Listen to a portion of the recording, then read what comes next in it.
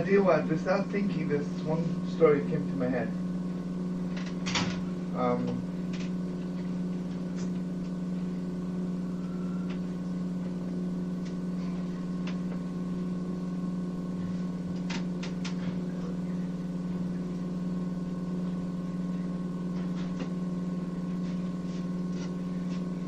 Anyway, the story is that the story was told by the Heilige Reb Yechiel from Alexander, and he told the story that at one time I came to my holy Rebbe, the Heilige Radishitz, the Heilige Rebbe from Radishitz, and the Hitler walked in, and he brought the Rebbe a golden plate, and the Rebbe said, "Thank you," and he says to me, fast, he says, go into the kitchen and put something in the plate and tell my Rebbe to come in. Okay, the Holy Rebbe came in, and the Rebbe and the Holy Rebbe ate from that plate. And the Heilige Son says it goes without saying. The Heilige Rebbe Rebbe Radishitz and his Rebbetzin were like all the Rishon Carlebach. Then he says that, listen, if there are some people who don't, I'm not so sure I should make it translate better. Yeah. You know, Odom Rishon Carlebach, they were like Adam and Eve before they were driven out from paradise. That level, so much closer. And when I was watching, he says, so suddenly the Holy Radish turned to me and says, Yechiel, I guess you want me to tell you what's going on here. Let me tell you.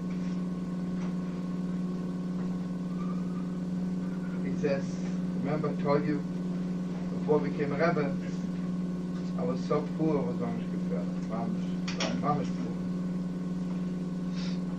You know, friends, maybe some of us don't know, have no asogil what it is to be rich spiritually, but we definitely don't know what it is to be poor economically. Because we have no idea what kind of poverty in Poland and in Lithuania and Hungary. If a Yiddish was poor, that means like a mamish poor, not he didn't pay his last phone bill and it was turned off, or he can't afford to eat pizza 3 times a day. Mamish, like artificial says, you know, mamish, bullshit, you know, from cosmos. So he says we were so poor that not only we had nothing to eat, we had no utensils, we had nothing. So one day someone came and gave my wife a gift, a potato. Now, what can you imagine? 1 potato. And we hadn't eaten in a few days, so my wife thought it would be so beautiful I could make a little potato soup for my husband. But she had no pot. She went next door. You can imagine their shochem, right? I mean, Rothschild wasn't living next to them, right? So she went to the shochem and she borrowed the pot. In the meantime, the truth is that Shochan also was not the owner of the pot, but he had borrowed the pot from somebody else. Okay, in the meantime, that Yidele, the real owner of the pot, came back to the neighbor and he says, "Where's my pot?" So he says, "I gave it to Be'er al-Batlan." That's what we call Be'er al-Batlan. So they said, "What? To those kind of dirty people you give my pot?" So he ran in to my house, he took the pot, it was on the stove, he turned over the water and the potato on the floor, and he said, I don't want to have anything to do with people like you. When I came to the house, my Rebbe was crying. And she says, "Well, I can't stand the poverty anymore. Shame of poverty." So he says, so I said to her, I said to my wife, "I swear to you that one day you and I will eat out of a golden plate." So I just I'm fulfilling it now, you know. Right? Why? I can't tell everything in English and Hebrew takes too long. But anyway, Mazel Tov. I want to bless everyone Parnassah. Amen. You know, Chanukkah has a lot to do with Parnassah. Because first of all, Chanukkah, you need a house. Every mitzvah in the world, every Yom Tov, you can celebrate outside. Chanukkah, you need a house. And if you have a house, you need Parnassah. And one more thing, if you remember, suddenly sometimes it's hard to have Parnassah if you have mamish nothing, right? Because the brocha has to be chal on something. So Chanukkah, everybody has a pach shemen, right? Because the Chashmonoim left a pach shemen for every Jew in the world. So you have something ready to the brocha to be chal on. So I want to bless everyone, all of us, with Parnassah. And we should have golden plates, like it befits all of us. Yes, okay. Thank you. All of us. You know, friends, I don't know if anybody's saying it, but I'm sure they do. You know, everybody's asking, why do we celebrate Chanukah 8 days? Basically, the miracle was only on the 7th day, 7 days, but the first day was no miracle. And I'm not sure if some people are saying it, but it's 100% true. There's a Torah from the Holy Kuzma, just good to know the Torah. He says, Vayabatzalehem v'shomai yasrinosu. Vayabatzalehem, the Rebbe saw their pain, their agony, v'shomai yasrinosu, and he heard them singing. So he says, it should say, Vayabatzalehem, God saw their pain, v'shomai yasrinosu, and he heard them cry. But it says, he saw their pain because he heard them singing. Doesn't make sense. So he says the difference between us and the whole world is like this. After God helps, everybody's ready to sing. The question is, what are you doing until God helps? Until God helps. Wer kracht sich? Aber die Mama, we are so 100% Mama, we are so certain that God is helping us, we are already singing. And you know what it is? When you are already singing, then God can't let you down, you know, just let it go. So he says, Vayabatzalem, the Roshim saw the Nebuchadnezzar, and the Shoma is genotem, they're already singing. The Roshim says, I can't let them down. I gotta help them. So I have a feeling that the first night of Chanukah, I'm sure they're saying it, they don't know who, what, maybe they didn't, maybe they do. But the first night of Chanukah, they saw we have enough for one night, right? What did they do? You think they crafted all night? They already danced throughout because obviously the Rebbe is going to make a miracle now for 8 days. So they were mamish dancing already the first night. But I want to share something very fast with you.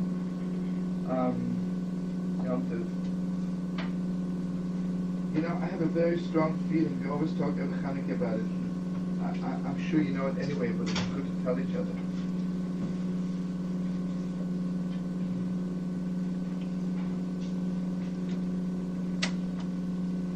You know, obviously, Sukkot and Chanukah, everybody knows it's some kind of a deep connection.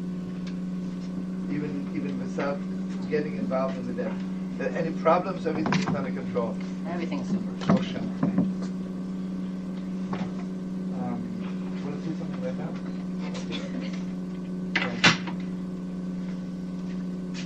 Well, I really didn't. I was waiting, you know. How do you cover the mistake of ours, you know? Negative 4 volume. No, but let me just say to you guys what I want to say.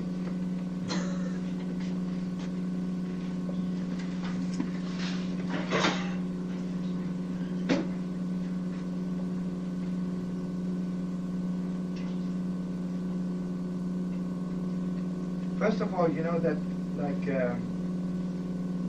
I'll make it very fast, although it's just, you know, when I see another Yid put on film, I don't have to make a bracha. I'm glad someone's putting on film, but I won't make a bracha. The only mitzvah in the world when I see someone else is doing it is by Chanukah.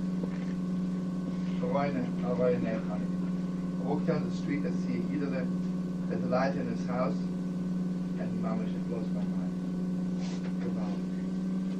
One more Jew is spending Chanukah, I can't believe it. Wow. What a miracle. What a miracle. Okay, that's one thing. The second thing is that Chanukah is one mitzvah that says Chanukah, ne Chanukah Isha Beis. Chanukkah I have to kindle together with my children, with the people in my house. Listen, Chaver, as much as I love you, but if you walk around, then I can't concentrate. So maybe, as much as I love you, Chaver. What's the story, brother? Can you give me a chance for 5 minutes if you sit down? You're not beugen some to the act. I can't concentrate. You're not beugen some young.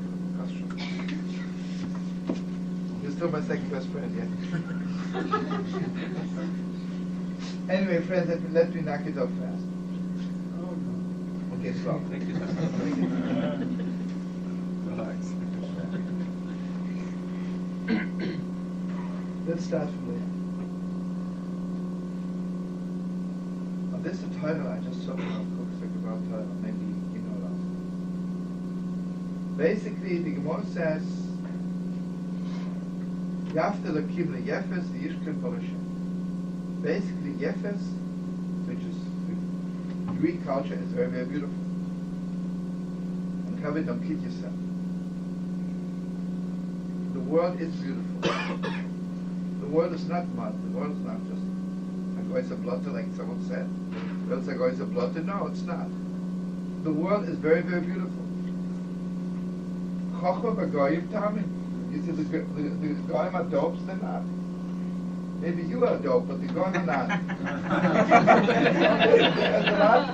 There's a lot of wisdom in the world. You know, you think they make a missile to send to the moon? This is a joke. There is chochma in the world, gewalt, right?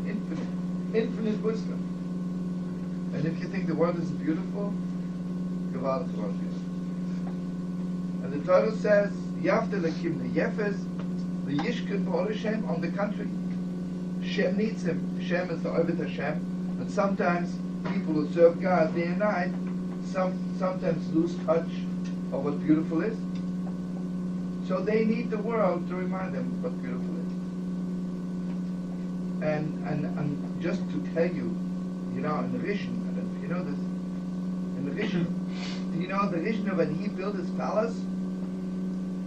Everybody knows what was utmost beautiful, that the king of Italy wanted to build a new palace, and he sent secretly one of his engineers or architects to go to Rishon to see. Right? So the Rishon obviously made it beautiful. He didn't say, listen, I'm a Besmedrash, who cares? You know, sometimes you walk into Besmedrash and it's not so clean, doesn't smell so good. I have to tell you a joke, you know. And bless me, I should always be, you know, it's a big mamish.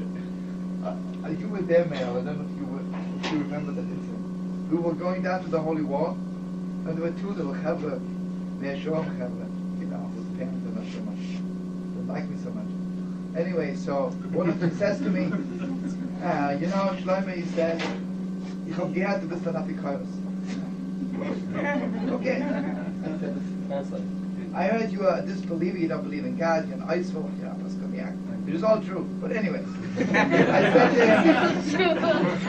I said to him, listen, brother, you know, Gita Brida says, listen, you know, you're not permitted to listen to a Shnawa, another Jew, you know. He says, I'll tell you what.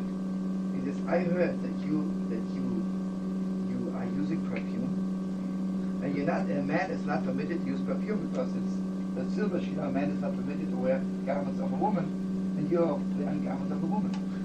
So I said to him, listen, I'll tell you something. If you be a little bit more in the world, you know, there's two kinds of perfume. There's perfume for men, perfume for women, right? And I'm not perfuming myself with the woman's perfume, it's special for men. But besides that, I'll tell you something else I say. It's more forbidden to smell bad, 100%. And you know, they liked it so much, you remember? Mel was standing behind me. It was one night, it was a good house, you know. You know, you mamish need to be beautiful, you know, all of us, I'm sure. And you're fixing it also, all of us. Because it's so hard. The moment you're a little bit, you know. I heard in Bobov, you know, and Bobov's mamish, the old Bobov Rebbe, the Heilige Rebbe Zion, was mamish very strong. That Chassidim have to look beautiful. Especially, you know, if you have Perlach, at Sir Bobov, he wanted mamish the place to look beautiful. So at one time, one of the young students walked into his mouth, he didn't look so clean, his face was combed. The Rebbe says to him, want me to wait till you turn it over? So he says to him, he says, well, why aren't your pants combed? He says, Rebbe, finished in the Welt. I'm out of this world already, it's not part of the world. So the Bobov Rebbe says to him, do you know the difference between beer and water? Someone gives you to drink. Do you know the difference between beer and water? He says, yes. He says, if you still know the difference, bist in the Welt. If you still know the difference, you're enough in the world that you can permit yourself to comb your pants. But it's not even a joke. It's mamish important. Mamish has to be beautiful. It has to be beautiful. And you know something very special? I want you to know that in a certain respect, in certain parts, Chassidus, after the Second World War, the outside of Chassidus has become more beautiful. People realize more and more that if you want to be a Chassid, you want to look like a Jew, you have to look beautiful. And there's mamish. You walk into the Alachiyim, you know, it's mamish beautiful. It's mamish beautiful. Whenever I see mamish, Krumme Yidden are beautiful, it's like Yiddish. It's very special. But anyway, listen to me. So Cook asked the question, here the Greeks tried to make us more beautiful. Right? So it says, V'timu kol hashmonim, and they defiled all the oil. Why are you angry at them? They tried to make it more beautiful. Well, it's a mind-blowing question. Oh, the God, what do you mean they defiled it? They tried to make it more beautiful. They're trying to break it to the Holy Temple to give us a little sense of beauty. This is the Mamshek of Einisha Terrace. The paper just came out. Torahs, did you see it? Torahs noch Kuchen Moyadin. It's unbelievable. I got it down to Schrober before. Mamshek the last before that. It's a thing about Torah. It says, V'yishkan Ohel Hashem. In the oil, not the oil. What's it? And the Ohel, it says, after the Kim the Yefes, the Yishkan Ohel Hashem. Yefes has a right to live in the tents of Shem, but not in the head, not in the inside Shem. By Chanukkah it says, Mishenichnusu Yevonim Leheichel, they had the chutzpah to go in the deepest depths. The friends, listen, let me explain what he said. It's awesome. You know, friends, there is a certain outside beauty. Have your place combed. The bismillah should be clean. Everything should be beautiful. This kind of beauty is coming from Yefes. This comes from Greek culture, which I'm ready to accept any minute. The streets of Paris are beautiful. The streets of Yerushalayim should be beautiful. That's very special. The Heichal, the inside, there they have no right. There they have no right to enter. There is a certain inside beauty which doesn't come from them. Inside beauty is not for them. So give up. It's awesome. Blew my mind. Friends, listen to me, and I want you to know something very, very deep. You know, we were learning it 1,000 times, I'm sure you know it anyway. Yom Tov Chanukah is one time when everything is mahadrim and mahadrim, making it more beautiful and more beautiful. Now listen to this. You know what we decided? This basic Torah from Sochach. That the Greeks had the chutzpah to go beyond their borders, inside. So we decided to go beyond our borders and take over the outside. The Greeks had the chutzpah. The Greeks come to my Eichel and they want to teach me what beautiful is. You know, I'm pulling out the deepest depths of my heart. And I say, God, please let me show them what really beautiful is. Let me show them. I don't need that. I can teach you a little lesson about beauty. But you know what kind of beauty? The most beautiful thing is that I'm adding light every night to the world. You know, they can make another painting, another drawing, another outside beauty. Inside they have no end. They can't add anything inside. On every night, Mamash, we make it more beautiful, more beautiful, more beautiful. Now listen to me, sweetest friends. Want to say something right now? Okay. Friends, listen to me, my sweetest friends. If I want Yiddishkeit to last forever, that has to be very, very beautiful. It has to be very. If I want my children to bench Chanukkah, it better be beautiful. When I see that the whole world, 80% of our young people today are worshipping in Greek temples, I better make my life beautiful. And beautiful is not enough. I have to make it more beautiful. And here I want to say something. This came to my head, and I don't know if it's true enough. You know, today we're living in a world of so many other tshuvas koksha. And you know what the Gemara says to Mahadran? If I want to make Yiddishkeit more beautiful, Mina Mahadran, you know, Hadran comes from the word tshuva, Hadrabi. You know, but I see that there's an opening that people want to do tshuva. Then it's Mahadran. I want to make it beautiful, Mina Mahadran, because of the people that see I want to do tshuva. I see people come back to Yiddishkeit, and they expect Yiddishkeit to be very, very beautiful. You know, friends, you know what's going on in the world? I'm sure you know it anyway. The outside world, the Greek world is bankrupt at this point. Because I hate to say bad things, they lost their beauty.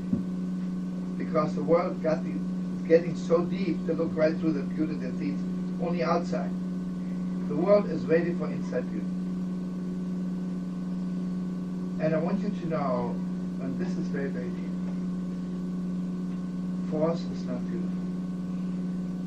Force is not beautiful. You know, when I'm looking very, very deep inside, and I want something to be beautiful, that has just to flow. The Hadlik Ner Chanukah is Rosh Tevis Nacham. You know, Nacham means a river. The initial words of the Hadlik, the kiss of the light of Chanukah, is Lamet Nun Ches. Nacham means river, flowing river. Yiddishkeit has to flow. Has to flow in the most beautiful way. And you know, I just want to say to you, the Gemara never says, where did God tell me to eat matzah on Pesach? The Gemara says we know in the middle, right? Where is it from? By Chanukah, the Gemara says, "V'heichem tzimon." Where did He order us to do it? Because like suddenly ordering is already a little bit not so beautiful. I have to. You know, the Greeks came to us and told us like this. Face it. You're only a servant of God. You're only keeping Yiddishkeit because you have to. Your father forces you. Your Bobov forces you. Your mother forces you, right? Face it. If you would be on your own, you won't give a damn about the whole thing. You know, here come the Heilige Chashmonai.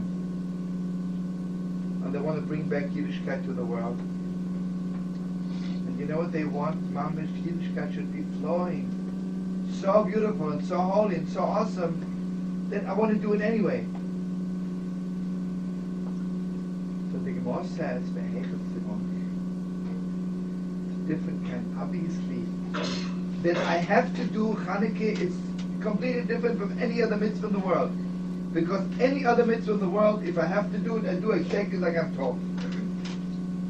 In the mitzvah of Chanukah, I want so much to do it that I want to make it more beautiful. Have you ever seen, if I tell my child, you have to, if not, I'll knock you off. Power, right? You have to. So, my child do exactly like she is told, not 1 billionth ounce more, because everything inside of her doesn't want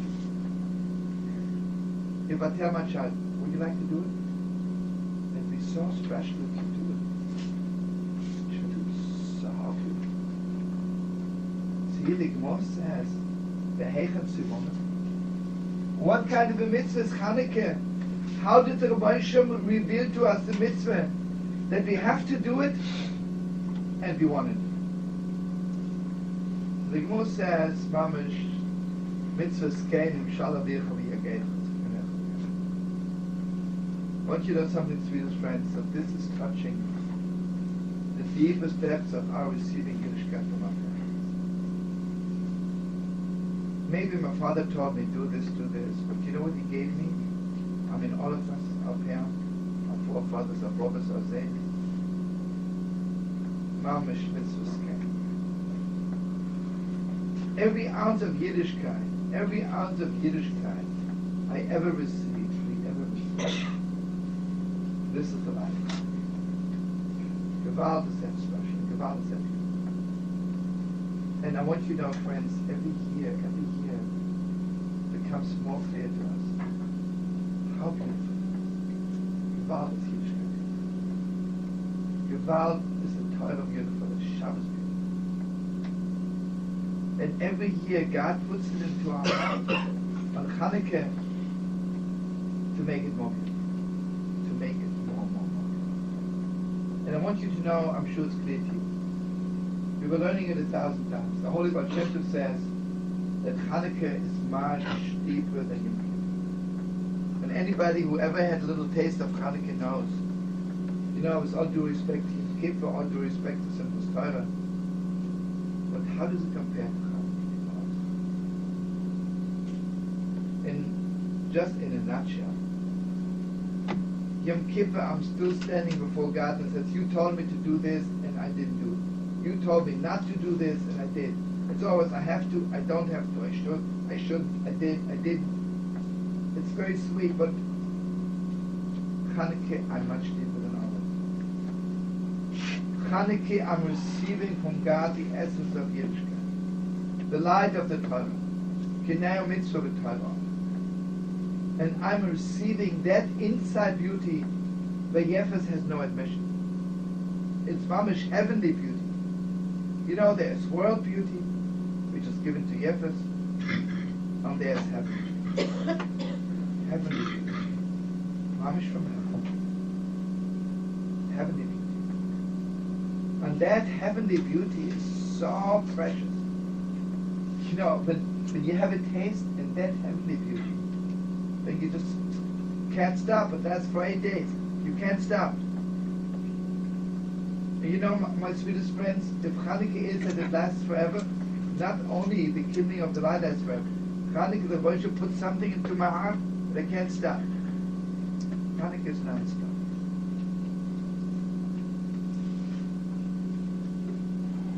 And I want you to know something else. When I see somebody else putting on film, because he has to, not making it wrong. He has to. I'm seeing somebody else going to a kosher butcher shop. What am I making a brocha? He has to. Chanukkah is the in-between. Yeah, he has to. It's deeper than all this.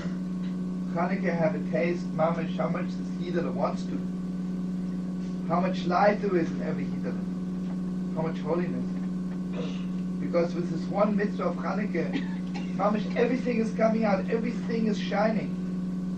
So when I see the neshama of another Yidel is shining, how can I not make it? How can I control myself? And again, I don't have to, right? Because if I would have to, then it's bad. I don't have to. But I can't help it.